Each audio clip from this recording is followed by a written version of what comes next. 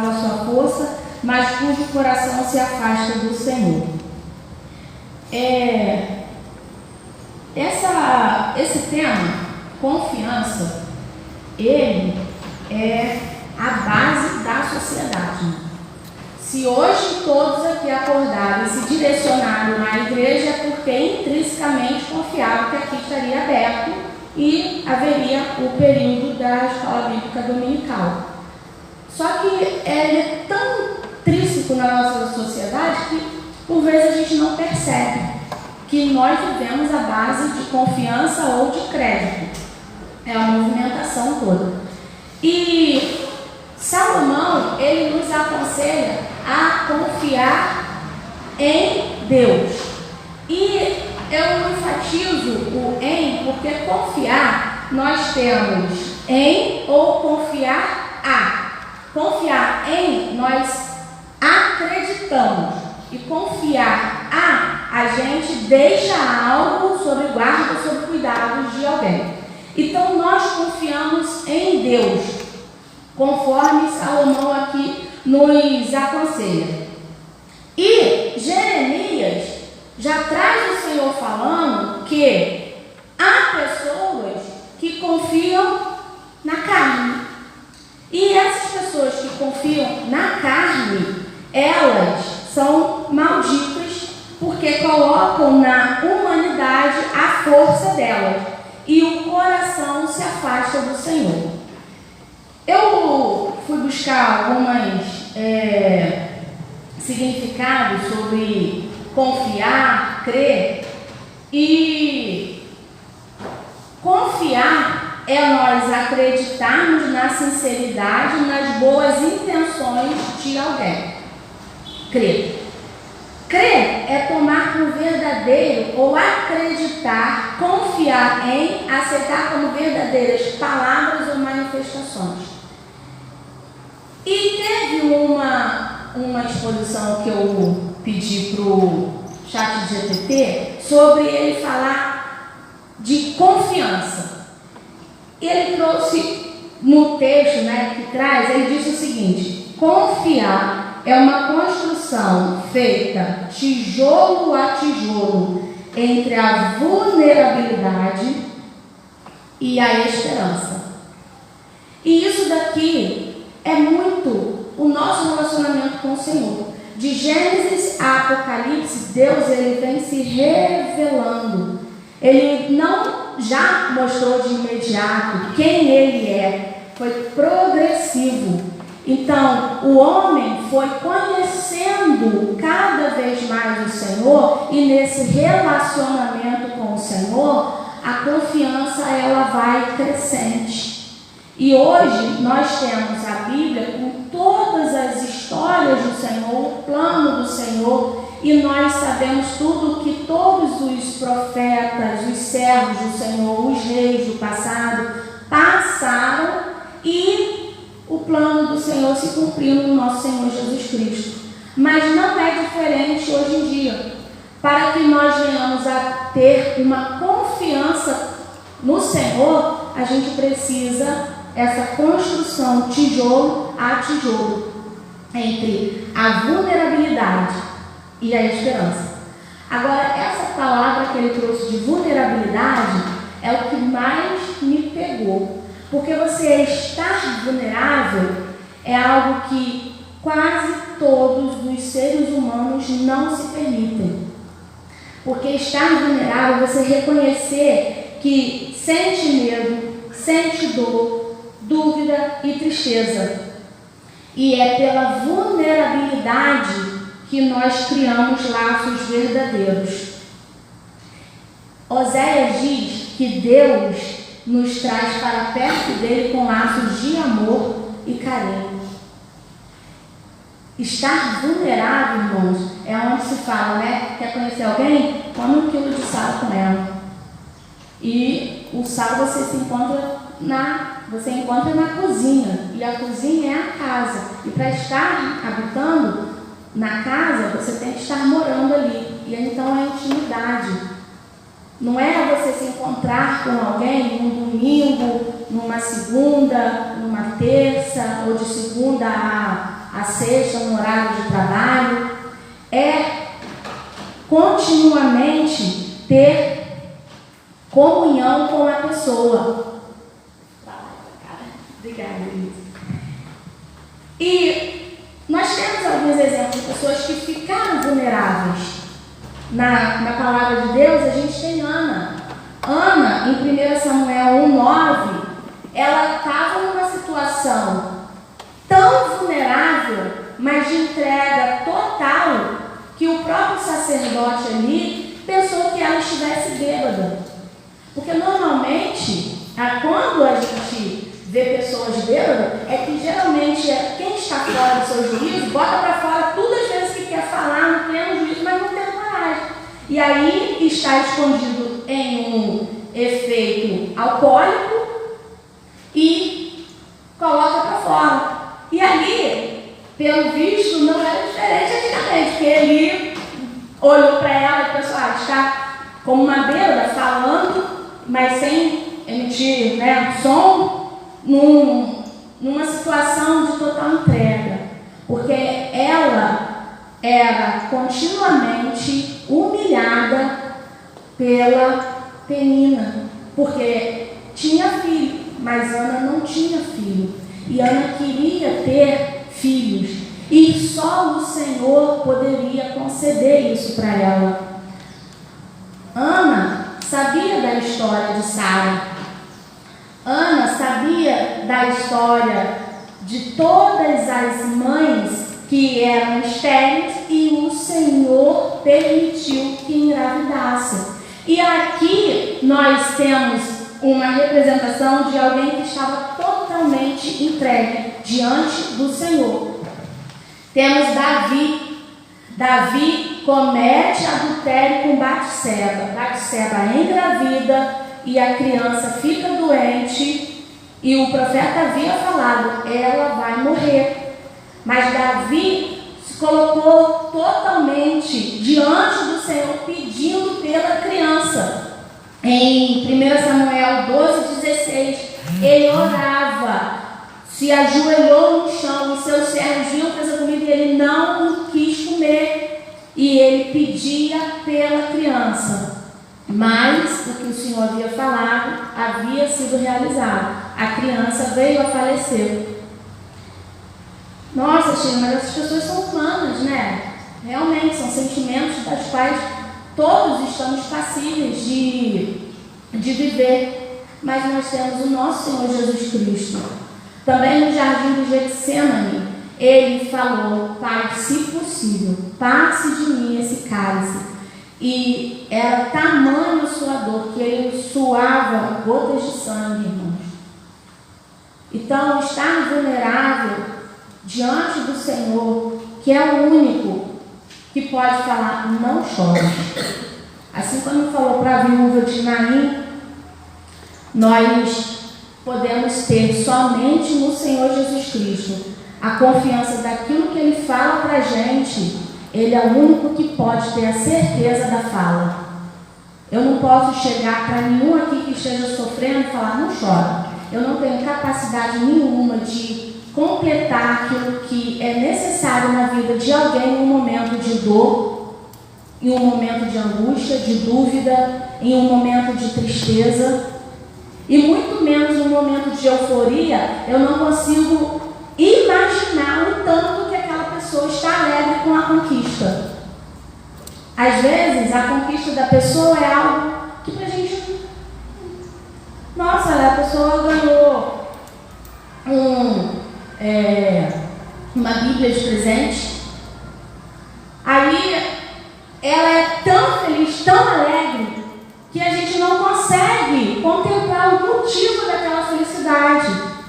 Eu mostrei para o pastor Antônio ontem, durante o rol de bebê da Amanda, um vídeo que demonstra gratidão. Uma família resolveu comemorar a gratidão. Então havia um bolinho e cada um vinha e colocava, espetava no bolo um motivo de gratidão. Agradecendo porque iria ganhar um cachorro, agradecendo porque se formou, agradecendo porque tirou a habilitação, agradecendo porque botou PVC na casa. botou um PVC na casa, a pessoa estava agradecendo. Cada um tem as suas lutas. E aqui, quando o texto fala, confie no Senhor e não se estribes em teu próprio entendimento. O que é estribar? Alguém que conhece muito, que é mais fácil aqui, o professor que é lá em Nova Iguaçu, falar sobre estribo por causa das competições que tem aqui, né? O pessoal se reúne aqui com cavalos. Você coloca o pé no estribo para você montar no cavalo. E se o estribo não for bom, se você não tiver um bom estribo, você não vai ter uma confiança plena para fazer isso. Então, é algo na qual você se apoia para subir. E aí, aqui Salomão fala, não se estribes no seu próprio entendimento. Ou seja, não se apoie no seu próprio entendimento. Nós precisamos reconhecer a própria vulnerabilidade. Precisamos entender que precisamos de algo que nos sustente. Em que nós estamos nos sustentando? O ponto é esse, em que nós colocamos a nossa base para se manter de pé, para seguir. Nós temos o Senhor Jesus falando sobre a casa na rocha. E Mateus 7, 24 a 27, eu gostaria que nós abríssemos. Não projeta não, irmãos. Eu sou muito Bíblia. O folhear, ele traz mapeamento cerebral para todos os irmãos. E a melhor coisa que tem é folhear a Bíblia para a gente saber onde que estão as coisas. Mateus 7, 24 a 27. Existe um princípio aqui.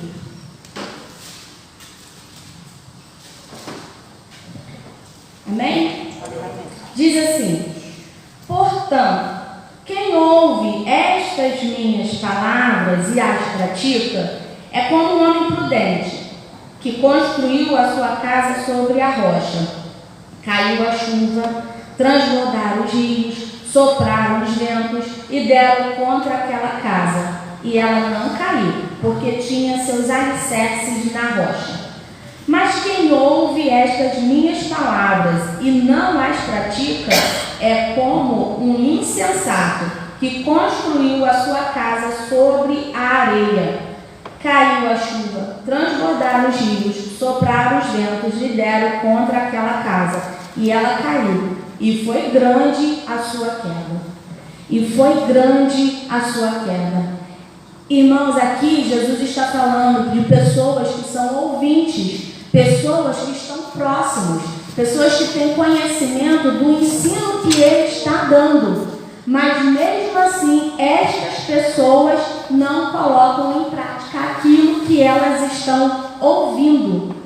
E é grande a queda porque elas têm o conhecimento de palavras que dão base para uma vida firme e segura.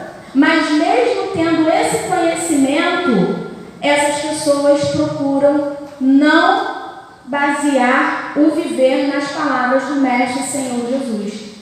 E aí elas têm uma queda muito grande.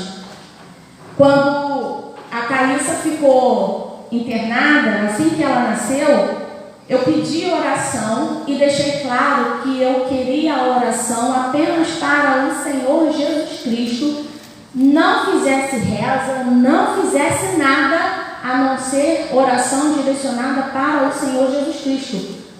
Porque eu sempre estive na igreja, eu vivia na igreja e eu ouvia sempre os ensinamentos que eram dados sobre o Senhor Jesus Cristo, que é o único que pode fazer milagres, que é o único que pode curar, que é o único que pode salvar.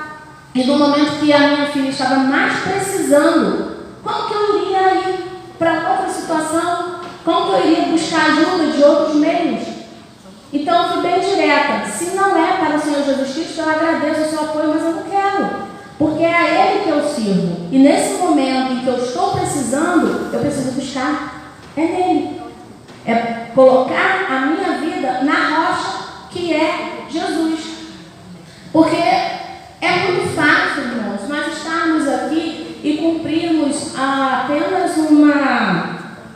vinda para se confraternizar com os irmãos. Não tem o que fazer com a igreja.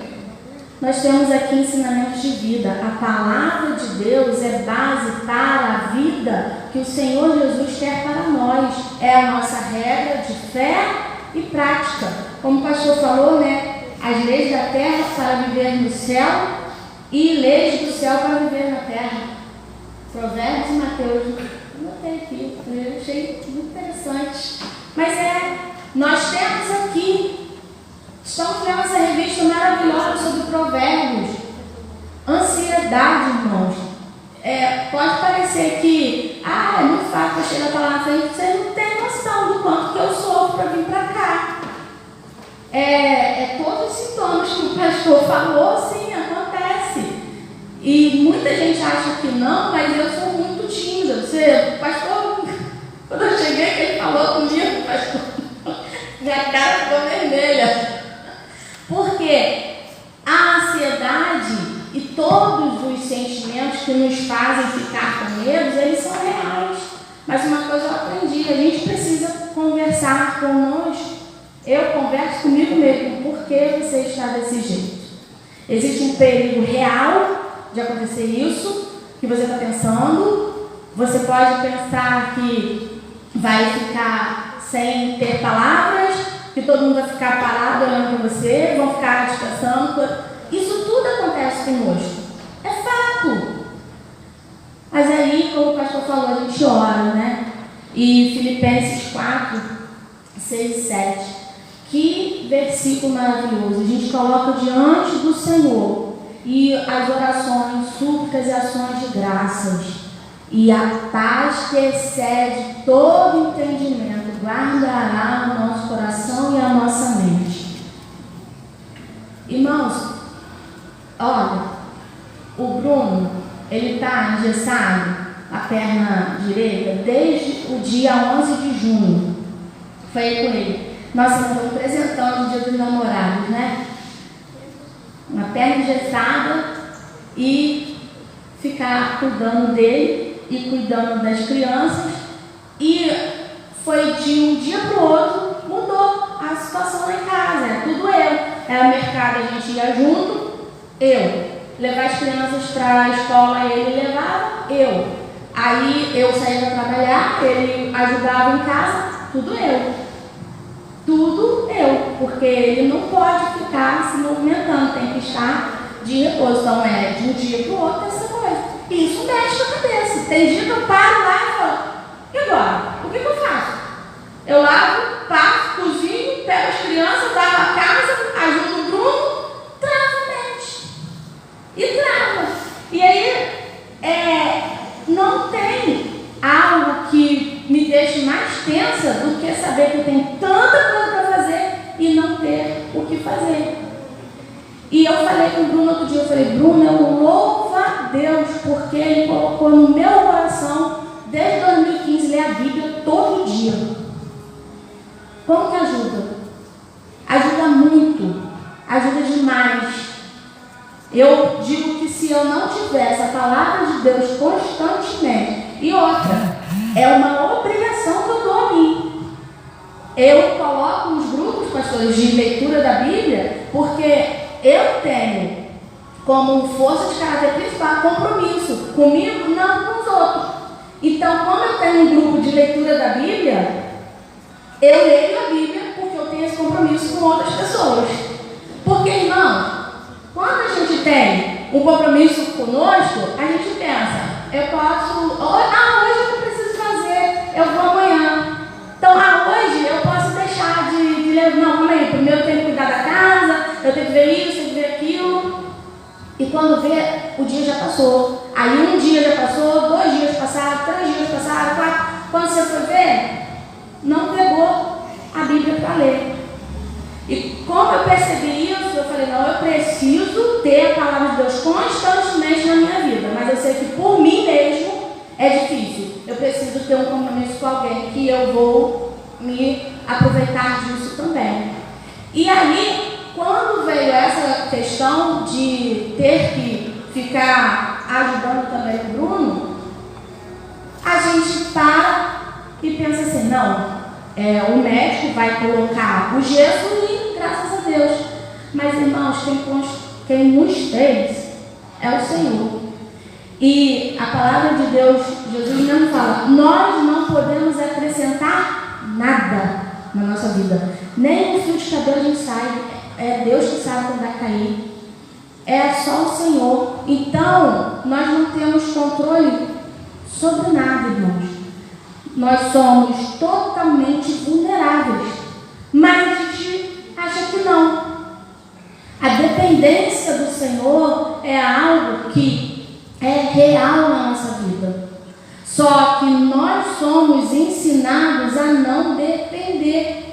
Porque é o crescimento natural. Eu sempre falo isso. A criança, ela é ensinada a ir e se vira. Aprende a andar, vai lá na geladeira, pega a comida, faz o seu alimento, né? Cresça, trabalhe, se sustente. Mas no Senhor nós somos ensinados a sermos totalmente dependentes dele. Totalmente dependentes. E se deu certo ou não deu certo, é o Senhor que cuida de nós em todo o tempo.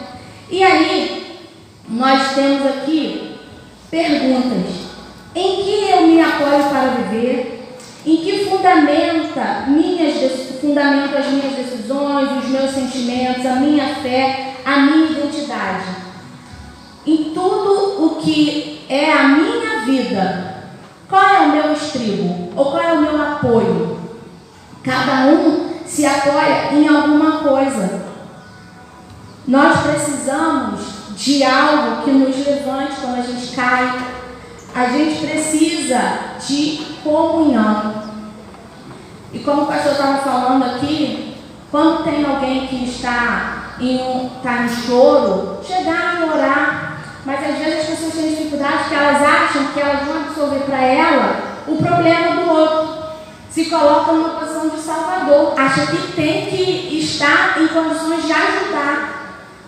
Nós precisamos estar em condições de fluir o que Deus tem para cada um e para nós. A irmã dela falou no domingo passado, Sheila, você tem que trazer a ministração, nós somos servos do Senhor. Eu falei, irmã, isso mesmo, nós temos que fluir do Senhor. Mas, sabe, o nosso coração acha que cada nós ter algo. Não é. É o Senhor que flui através de nós.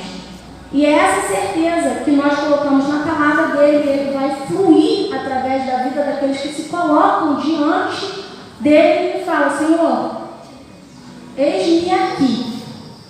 O eis-me aqui não é simplesmente em missões e ir para a África, para Portugal, o eis-me aqui, eu tenho condições de falar com o meu irmão que ele não está bem e ir lá e visitar. Parabéns, Eli, por se colocar em posição de visitar. São raras as pessoas, os membros de igreja que se colocam nessa posição. Porque isso toma algo valioso da nossa vida. É o tempo. Tem gente que pensa que dinheiro é o que a gente tem de mais valioso. O que a gente tem de mais valioso na vida é o tempo. E Deus prolonga ou encurta o nosso tempo. E eu digo em questão de dia mesmo. Tem vezes que você faz tanta coisa, o dia passa assim. E tem vezes que você faz tanta coisa e você, caramba, ainda só tá uma hora. Que isso? Parece que vai. É o Senhor que trabalha no tempo e às vezes a gente não percebe. Apesar de vivermos no Cronos, né, pastor? Mas tem hora que parece que é a eternidade que está o dia. Dependendo da situação, o dia realmente é uma eternidade. Que a gente quer que passe logo. Mas, como exemplo de pessoas que confiavam em Deus é Paulo. Ele escreve para os filipenses dizendo que está preso, mas ele confia que através das orações dos irmãos de Filipenses, ele vai ser liberto. E essa confiança também foi colocada em Paulo porque ele vivenciou isso. Quando Pedro estava na prisão, Paulo estava em Jerusalém. E ele vivenciou que a igreja fazia o quê? Orava incessantemente, intensamente em prol da libertação de Pedro, que foi uma libertação milagrosa. E isso, irmãos, como que nós iremos viver uma vida pautada na confiança com o Senhor, lendo a palavra de Deus, mas ouvindo também os testemunhos dos irmãos. A palavra de Deus, como eu falei, para os batistas, nós que somos batistas, é a nossa única regra de fé e prática. E estarmos em comunhão com os irmãos, vivendo e ouvindo os testemunhos, nós vemos que Deus é o mesmo ontem, hoje e eternamente. Ele age na vida dos seus servos, ele não mudou. Quem esteve na casa da Nalva ontem ouviu o testemunho da Amanda. 1% de chance de engravidar, mas ela foi vulnerável. Ela se colocou diante do Senhor, entregou. Ela falou que ela chorou copiosamente, entendendo: Senhor, tudo que tinha condições de fazer, né, foi feito, mas é na mão do Senhor. E é linda demais a filha dela, né? Parece um bebê reborn, mas é linda, linda, linda. É um milagre, irmãos. É um milagre. Nossa, mas Deus não está fazendo na minha vida. Irmãos, não é um Ctrl-C, Ctrl-V, tá? Deus age da forma que Ele é soberano e Ele sabe de todas as coisas. Se fosse para a gente questionar, nossa, por que Jesus, o Filho de Deus, apanhou tanto, morreu na cruz? Você já parou para pensar, tomar uma pregada na palma da mão, e botar os pés aqui assim, ó, e tacar o prego? Aqui. Vocês, sinceramente, vocês já pararam para pensar na crucificação? É o Filho de Deus. É o Filho de Deus que morreu na cruz, para que, como ele disse aqui, os que ouvem as minhas palavras e as praticam, é um homem prudente que construiu a sua casa sobre a rocha. Então, Salomão está dizendo: confie no Senhor, não se estribe nos seus próprios entendimentos. E Jesus fala aqui: o homem que ouve e pratica as minhas palavras, como um homem prudente que construiu a sua casa sobre a rocha. Seremos vulneráveis diante do Senhor? Sim, seremos. O nosso coração totalmente rendido aos pés do Senhor, porque é Ele que muda, Ele que transforma e Ele que faz maravilhas diante de nós, irmãos. E vou ler agora para encerrar Salmo 9, verso 10.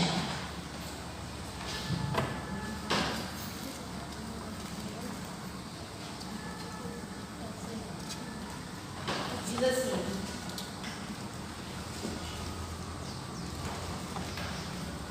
os que conhecem o teu nome confiam em ti, pois tu, Senhor, jamais abandonas os que te buscam. Amém, irmãos? Para conhecer o Senhor, leitura da palavra, oração e estar em comunhão com os irmãos, porque a gente vai ouvir os testemunhos de vida que o Senhor faz, transforma, trabalha na vida de cada um. Eu peço a Deus que coloque essa palavra no meu coração, porque confiar no Senhor é a gente estar no momento de ver que todas as circunstâncias estão nos deixando atemorizados, mas Deus está presente e Ele cuida, não abandona de quem o busca.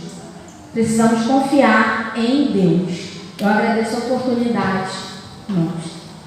Palavra para pastor Nelson, pastor Ken.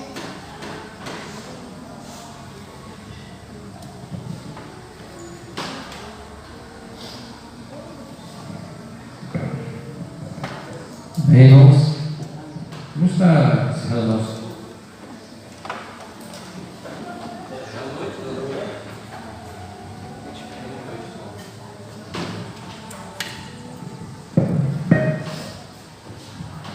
Lembrar que domingo que vem a gente vai estar fazendo a campanha estaduais, né? Então vai ser só essa semana. No domingo a gente vai ter, depois do culto, né? Domingo dia 3, nós vamos ter o culto especial aqui da consagração do teatro, depois a gente vai ter um caldo ali, e tudo que for arrecadado vai para missões estaduais. À noite eu vou deixar um envelopinho aqui na janela, distribuir para os irmãos também que quiser dar uma oferta para missões estaduais está contribuindo, então não deixe de estar participando. Missões estaduais a gente não vai estar abandonando, não, a gente vai acompanhar rápido. Já que a gente já tem missões nacionais e missões mundiais, a gente vai fazer todas as campanhas direto. Mas para a gente não passar em branco missões estaduais, a gente tem feito essas campanhas rápidas. Então não deixe de estar ajudando e contribuindo. Hoje à noite vai acompanhar o nosso culto. Uma oração especial, estamos encerrados.